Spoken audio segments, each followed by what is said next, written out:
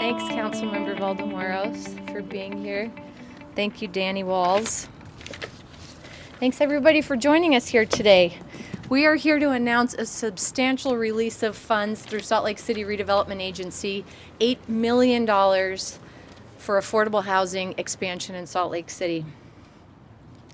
This release actually marks our fourth consecutive year that the Redevelopment Agency of Salt Lake has issued a NOFA, which is a Notice of Funding Availability, for millions of dollars to help increase not only the affordable housing stock, but permanent supportive housing and different housing types across Salt Lake City as we watch the skyline grow and change before our eyes with development. This is our very tangible intersection with private investment to get more affordability where there wouldn't otherwise be any.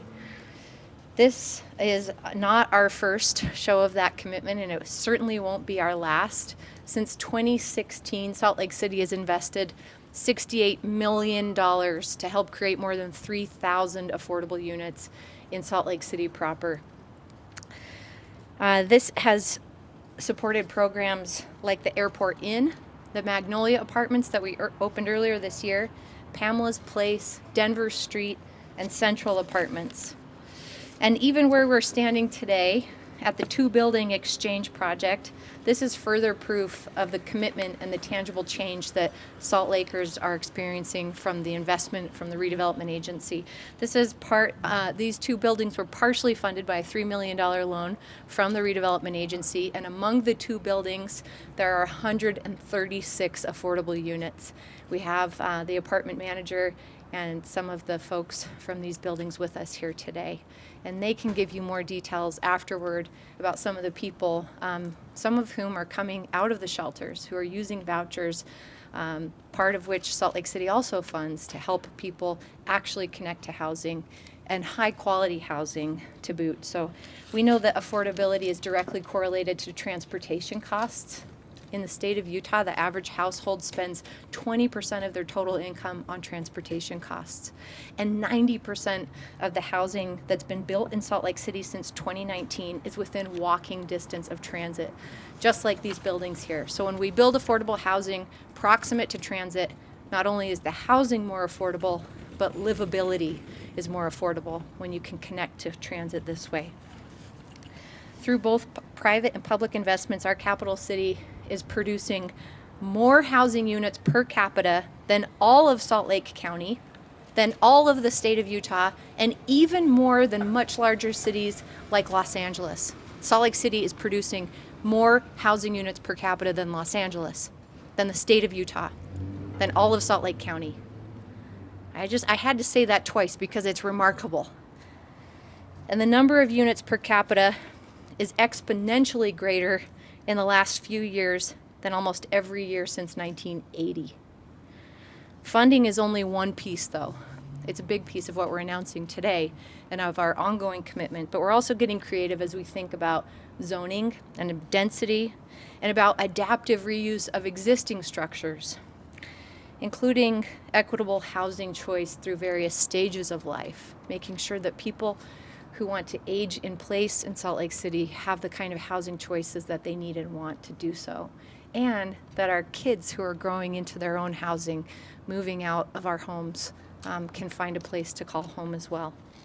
So to do that, we're looking at our existing zoning regulations and where those options may creatively exist to expand our housing stock and change housing types. And part of that is the creation of micro units, just like we find here in these buildings. It's the expansion of tiny homes and accessory dwelling units, or ADUs, and single room occupancy building expansion, which is a decision that the council has in their hands now. So I appreciate our partners who have really taken on their own significant investments. The RDA in Salt Lake City, through our different housing funding options, are usually just a fraction of the total cost of private investment that ultimately results in buildings and opportunities like this for our residents. And we really look forward to continuing to share in the work and the passion around tackling the need for not only affordable housing, but different housing types in Salt Lake City.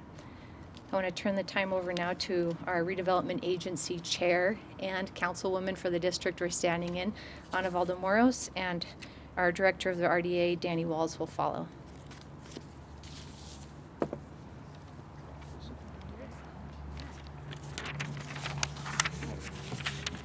Thank you very much to the mayor and the RDA executive director for those remarks. It's unbelievable. I am Ana Valdemoros.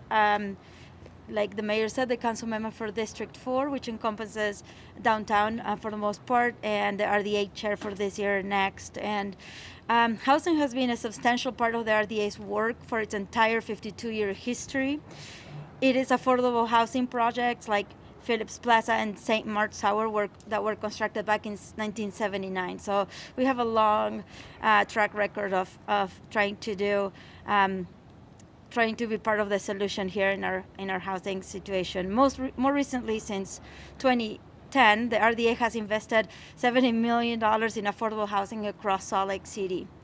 This has been done through a variety of mechanisms, including loans, tax increment reimbursements, property acquisitions, property write-downs and discounts, and housing trust funds. In just the last 12 months, since September 2020, 333 affordable units funded in part by the RDA are becoming home for Salt Lake City residents. And 181 more affordable units funded by the RDA are projected to come online by the end of this calendar year, with more than 3/4 of those being rented at rates affordable to those making 60% or less of the area median income. The release of this $8 million right now is paving the way for the coming years to be equally fruitful for new affordable housing units in our city. As Mayor Mendenhall mentioned, this is the 4th year the RDA has released a Notice of Funding of Availability, or NOFA, specifically targeting the development of affordable housing, and it is the first year the funding will be allocated through the RDA's New Housing Development Loan Program. The program aligns with a new annual housing priorities set by the RDA's board. So please stay tuned to those RDA meetings where we talk about it, so that you know what the RDA board members are thinking about, who will get the funds. I am going to turn time over to the RDA Director, Danny Walz, to tell you more about these priorities and explain the RDA's Housing Development Program loan program. But before that, I wanted to say this.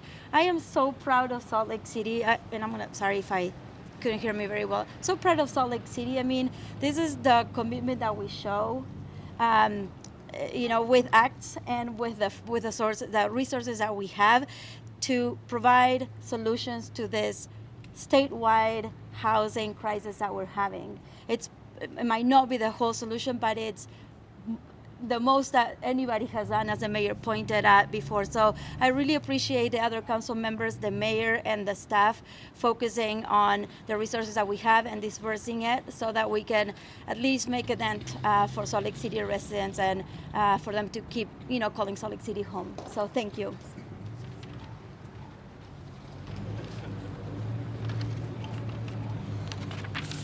Good morning. My name is Danny Walz. I'm the director of the Redevelopment Agency of Salt Lake City. Thank you, Chairwoman Valdemoros and Mayor. I'm not as eloquent of a speaker as the mayor, so I apologize if this is the stereo instructions part of this presentation, but I've convinced the mayor that I got my COVID haircut for this, so hopefully I don't screw it up too bad. As you may or may not know, the Redevelopment Agency primarily focuses its revitalization efforts within project areas throughout the city. The one exception to that is the ability to do affordable housing across the entire city, and that's what makes this $8 million significant, is that it can carry out the mayor's and the board's goals of doing an equitable disbursement of funds throughout the city for affordable housing. Furthermore, $2.7 million of this $8 million is targeted towards high opportunity areas. These are areas within Salt Lake City that provide conditions to expand a person's ability for upward social mobility. This program, as Chairwoman Valdemoros said, is a new RDA funding source in such that it somewhat is a one-stop shop or one-stop destination for developers who are looking to do affordable housing within the city and or incorporating affordable units within their project, all with the goal of lessening the city's affordable housing shortage. So in order to qualify for this, developers who are submitting a proposal for this must meet sustainable building design criteria. Furthermore, the board has placed on it as part of the funding requirements preference for priorities that further specific housing and community revitalization priorities. These include units targeted to underserved populations, units that are targeted towards families, and then also units that provide the opportunity for home ownership. So I'd like to thank the mayor for her leadership in this program and the faith of doing what is right as far as affordable housing across not just Salt Lake City, but the entire state. I'd like to thank Chairwoman Valdemoros for her support and the rest of the City Council acting as our board of directors in providing the funds for this program, as well as approving the programs and policies. Those programs and policies, bringing those to adoption, has been the lead project of our Deputy Director, Tammy Hunsaker, and it's with staff of the RDA project, managers like Tracy Tran, who has led this effort now for 3 years, along with the support of Lauren Parisi and the rest of RDA staff, that really bring these projects to completion and see these dollars getting spent and getting out on the street as soon as possible. So for more details, that RDA staff will be holding a virtual information meeting this Friday, September 24th at 11 a.m. They'll be talking through the program's criteria and requirements, as well as walking through the application process and the timeline. A link to that meeting and all of the information included in the handbook can be found at the Salt Lake City RDA's website, slcrda.com. And then the final deadline for proposals is 5 p.m. Friday, October 29th. So hopefully I didn't bore you too much. Having said that, I'll step aside and open up to any questions, and thank you all again. Any questions? Just explain how, like, what a developer would do to access that money. I mean, how, very basically, how the process is. Danny, do you want Sure. to take that? There is a loan application process that developers will fill out, giving details on both the financial and specific project details for their development. Somewhat of a two-phase project where the RDA staff will evaluate that, provide what would initially be a commitment for funding, and then depending on the status of the project and how far along it is, we will continue to work with that developer as they seek other funding sources and finalize the details of the scope of their project. So I just want to add to that the values that Danny mentioned and that the RDA staff will be reviewing on Friday are good for business values also. They're around sustainability, the beauty and the mixed income focus that we try to have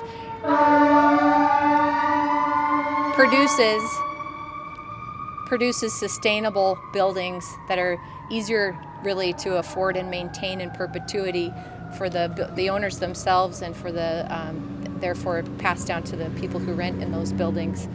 And it's a higher quality that I think is Salt Lake City is helping to affect better outcomes in the built environment through this kind of fractional funding of a total project. When will these new units be actually available for people who need them? That's really up to the developers who are yet to bring us proposals. This is a window of funding availability, as Danny said, that goes through October 29th. And so tune in, as the council chair or the RDA chairwoman said, to the RDA meetings in November, December, and subsequent to that, as the RDA staff will bring these proposals to all those public meetings, and that it will be publicly decided which proposals will receive the funding. And we'll try to do it again next year and the next year. Anyone else? Tony. I guess a question for Danny. Can you talk about the conditions on the 2.7 million with regard to the high opportunity zones? What's a high opportunity zone? yeah, it's a great question, Tony. I should have known you'd have one for me. I'm going to check my notes here so I can get this right. Excuse me.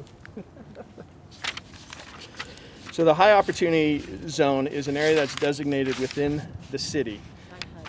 It is designated in part by HUD and some of the conditions that they have in place, but it includes indicators such as home ownership rate, poverty, cost burden households, educational proficiency, unemployment rate, and the labor force participation. And all of these are analyzed to designate those areas in such a way that you can focus the dollars into projects in those areas that help that upward social mobility. Can I add a little on that? Please. Hey, Tony, you might recall, some of you might remember back in 2016 we put together the $21 million affordable housing pot, and we set aside 4.5 of that for high opportunity areas. We still have some of that 4.5 available out there, and I think as much frustration as it brought me as a board member, I felt like a wolf guarding her young there. As we tried, there was attempts to reallocate those dollars. I wanted to wait and see it happen. It's not just money that's going to help us make geographic equity more possible in our city with as it relates to affordability, and that's why it's so important. What I mentioned around the city's creativity when it comes to zoning and housing type opportunities, closing whatever the gap may be for current homeowners to be able to build an accessory dwelling unit. There's a $300,000 or $350,000 pilot project that the city has funded to try to help close those gaps and make more affordable or accessory dwelling units possible for current homeowners. So anyway, it's more than the money. It's about the zoning. It's about how we allow housing to happen, and the money sure helps, but it's not enough by itself. You talked about micro units. Are there micro units in here and over there? There are. So can you describe them and what are they like? Alicia, do you want to come? Could you describe the micro units in your building? I hate to put you on the spot, or tell me and I'll say it if you don't want to come up. So they're about. If you want to. Will you introduce yourself? I'm sorry to put you on the spot. It's okay. Yeah, my name is Alicia Anderson, and I'm the property manager for both Maya and over here at Avia. Our micro units are classified as 1 bedrooms. They're about 400 square feet. They have a section for a living space as well as a kitchen, and they're divided by a partition that has additional storage space below as well as shelving up above, and then they have just a TV stand that can swivel back and forth between the kitchen and the living room, which just makes the space very functional. All of our units also have a washer and dryer, as well as, just a standing shower. So they have really everything that they're going to need in a smaller space. Thanks, Could you spell your first and last name for us, just so we have a pen? Yeah, it's ALICIA ANDERSON. Alicia, can you tell us what the rent is on one of those? Yeah, so we have different bands. We have some units that are set aside at 40% of AMI, and those go for $616 monthly. We have some that are set aside at 80%, and those go for $1,050. And then our market rate units go for $1,276. I think it's important to note that, like the mayor was saying, it's a mix of different demographics and different incomes, which allows for people to feel just like they're living in any other building. Alicia, that was perfect. Thank you. Sorry to put you on the spot. I couldn't have done it that well. Is that more of a solution nowadays, the micro unit that's Yeah, being able to offer affordability partially based on the square footage of a unit is helpful to the developers, as well as in the perpetual, over the course of decades, ability to offer affordability.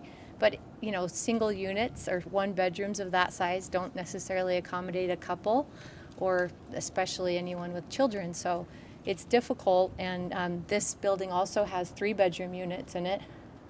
This building has 3-bedroom units in it, some of which are at affordable rates. So one of the priorities that the RDA is focused on, and our CAN team, Community and Neighborhoods, I know some of our team is here from that department, is on family-sized affordability. And that's so much harder to have the market naturally produce, but it's one of our values and focuses as a city.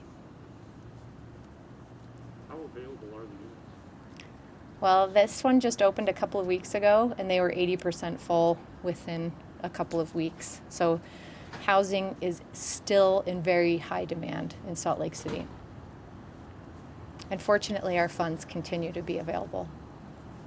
Anything else? Thank you so much for coming out today.